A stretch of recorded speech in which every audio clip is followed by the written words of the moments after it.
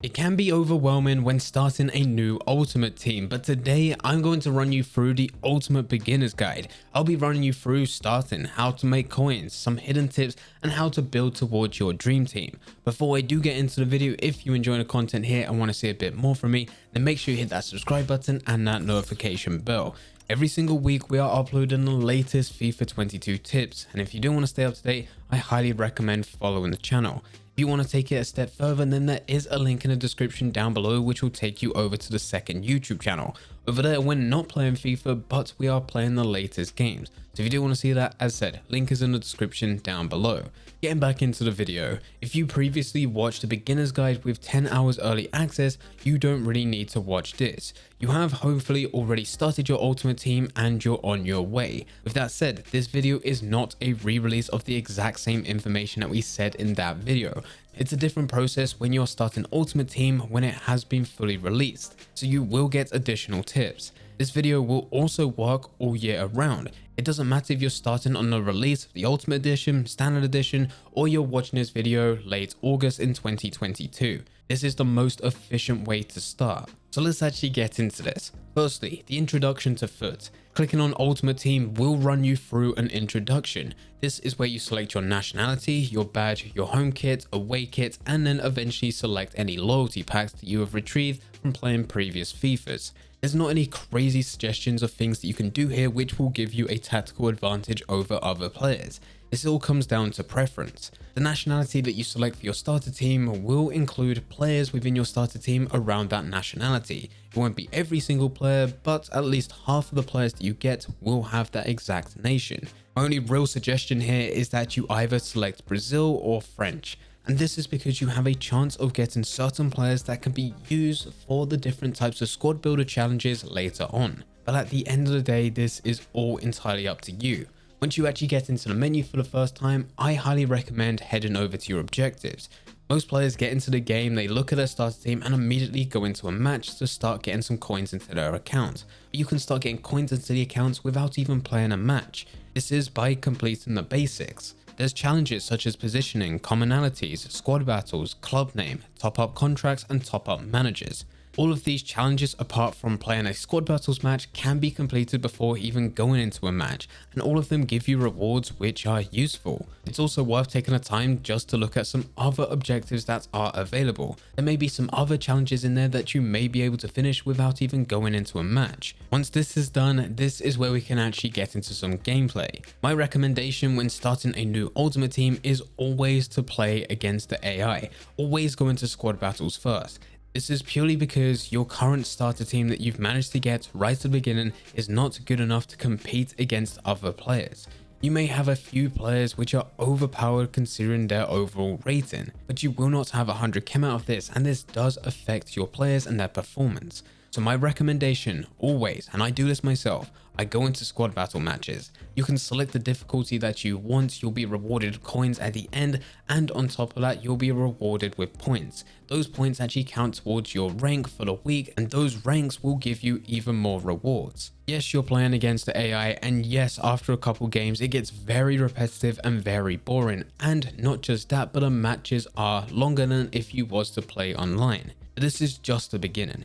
This is all about you trying to build up some coins so that you can later trade with them and then eventually build to a full 100 chem gold team. Chances are when you're first starting, if you went straight into division rivals, it's likely that you're going to be coming up to someone that has built a gold team and they have got 100 chem. This puts you at a massive disadvantage if you're going in with your starter team. So I recommend starting off with squad battles first.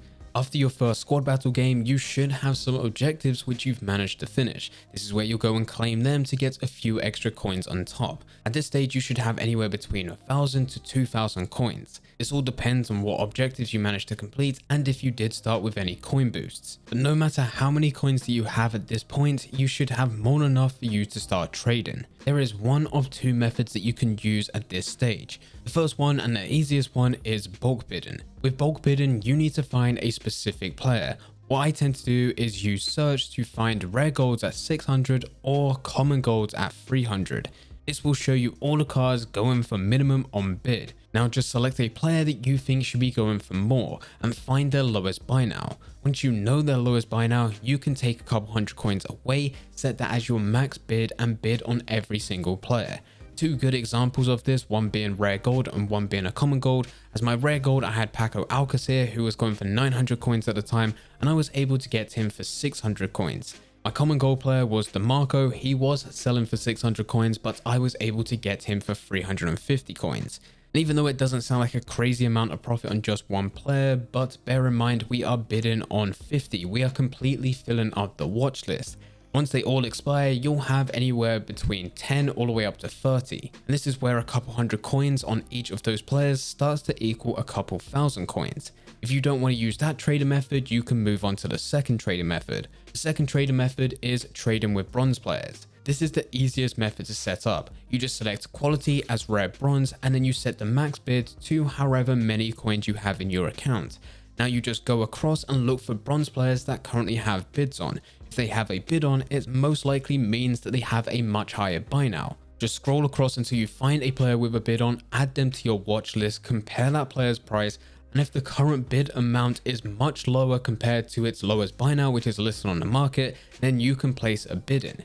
What you'll find is that you'll be able to get certain players for about 200 coins, and they can sell potentially up to around 2,000 coins. The only issue with this bronze method is that it's active, you need to be there a lot longer, and on top of that, it may take a lot longer for you to actually sell the bronze players. Whereas with bulk bidding, it takes about a minute or two for you to find a player, bid on about 50, and then for you to play a match whilst you're waiting for all of those players to expire. So pick whichever method best suits you. Right at the beginning, I wouldn't put full focus in just one area, either by playing matches or trading. You should be doing a bit of both. Play a squad battles match, and after finishing, use your coins to then trade with some players, and as soon as you've bidded or managed to buy some of these players and list them on the market, that's when you'll go back into another match. That way you've got a constant supply of coins coming into your account, and it's not just 500 coins for you being able to finish a match. You're able to make 500 coins from the match, plus you'll be able to make a few extra coins from any players that you've managed to sell whilst you were playing.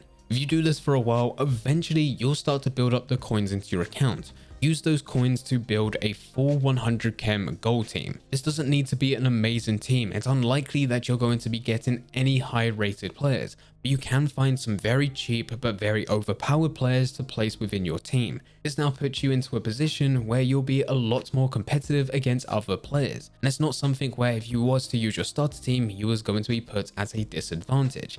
Once you have this team, now you can go into division rivals. With division rivals, you'll be playing against other players. Online matches are a lot shorter, they are a lot more rewarding, and you'll eventually progress to FUT champions where you can get even more rewards. Of course, if you're not confident in your ability to come up to other players playing this game, then you can stick to squad battles. Squad battles is still good when it comes to giving you different types of packs and different types of coin rewards, but it's just not as good as division rivals, so this is what I highly recommend doing. Now that you've really started to kick off Ultimate Team, you've gone into squad battles, you've built up some coins, you've learned how to do some basic trading methods, and now you're going into division games playing against other players, the next step is for you to go through SBCs. There is one that you can do very early on. This is called Let's Get Started, and you have to finish this before going into any other squad builder challenges. This can actually be completed with some of the bronze players that you got within your starter team. But as soon as this is done, you want to start building up your coins to complete the advanced SBCs. These are your hybrid nations, hybrid leagues, and league and nation hybrid. All three of these SBCs have 4 teams for you to finish with different requirements, but they will give you different rewards. One thing worth mentioning is that these teams can be very expensive. Hybrid Nations is about 40k, Hybrid Leagues is about 60k, and League and Nation Hybrid is about 40k again. So you need to carry on going through everything that we've talked about so far, playing matches, trading, going through squad battles, doing whatever it is you enjoy to build up your coin balance. As said right at the beginning, if you was to select the nation, being French or Brazil for your starter team, there is a chance that some of these SBCs could be slightly cheaper. It all comes down to your luck and what types of players you get within that starter team. To help all of you out, I have already gone through all 3 of these SBCs and I have recorded videos on all 3 of them. If you do need some extra guidance, there will be a link in the description down below which will take you to all 3 of those videos. Those videos will show you how to complete the teams itself, how to get them even cheaper with a few extra tips, and on top of that, a few trader methods that can be linked with these SBCs so that you're able to make even more coins. I understand when first starting out, it might seem ridiculously expensive just to go through all of these squad builder challenges right at the beginning, but they will pay for themselves. Out of all 3 of these challenges, I was easily able to profit from all of them with some great players such as Marcos Llorente and Donnarumma. And in all my time of playing FIFA, since squad builder challenges have been a gameplay feature within the game, I've never once made a loss on any of these teams. So there's a very high chance that if you follow those tutorials, you'll also be able to profit, and right at the end, you can then use those coins to further improve your club. Now this is where we move on to the final stages of FIFA. Once all of this is done, this is the main bulk of the introduction. From this point onwards, it's all about just progressing. Carry on playing matches, going into squad battles or division rivals, carry on trading and investing in different players to build up your coin balance, and carry on completing SBCs as you'll get a variety of challenges to complete on a weekly basis. These challenges are marquee matchups. If you carry on going through all of those gameplay features, you will continue to build up your coins, and those coins can be used to carry on improving your team. And eventually that team will then be at a point where it can compete within competitive game modes such as Champions Playoff and the Weekend League. The last thing to talk about is FIFA points. If you've bought Ultimate Edition where you will be getting 4,600 FIFA points, or you're looking to just buy FIFA points throughout the year, of course you can use these on absolutely anything. You can open packs if you really want to, but I do recommend using some of those points into FUT Draft. FUT Draft costs 300 FIFA points if you're going to be playing online or offline. And many players worry about entering into this but losing the first game, so you go out within the first round. But I really wouldn't worry about this too much. Even if that was the situation, and that is worst case scenario, you go out within the first round. Well, FUT Draft has been designed in a way that if you was to go out into the first round, you will still be awarded packs which equal 300 FIFA points. So you can still have a chance of getting 2 7.5k packs, or you'll still be given a 5k pack with some silver packs on the side. And as packs are fully down to chance, there is a chance you can get a 5k pack but still get someone good within that pack. And that's just worst case scenario. Let's just say you did go on a winning streak and you managed to win all your games. Right to the end, you'll be awarded a mega pack or a rare mega pack or a rare players pack, which is so much better than the initial 300 FIFA points that you put in right at the beginning. Whereas if you use 300 FIFA points to go and head over to the store, you're only going to be getting 300 FIFA points worth of packs. This could be 2 7.5k or a 15k pack. There is no way that you can get something better with the exact same amount of FIFA points. So I always recommend using at least some of your FIFA points just to go into FUT Draft, see how well you do. You never know, you might be absolutely amazing in the game and you're able to go all the way, and this ends up being so much better. If you do play draft and you do somehow manage to go all the way to the end, but unfortunately you just don't enjoy it, then at least you tried it out. You can just use the rest of those to go to the store. But all of this is if you're going to be using FIFA points. If you don't have any FIFA points, then everything that we've talked about in the rest of this video should help you be on your way to starting your journey in Ultimate Team. If you follow everything that we talked about and continue it going right to the end, you should eventually lead to hopefully your dream team. If you do have any questions about anything, then please leave them in the comment section down below. But anyway guys, I hope you guys did enjoy. If you did enjoy, don't forget to leave a like and subscribe. But for now, I'm going to see ya.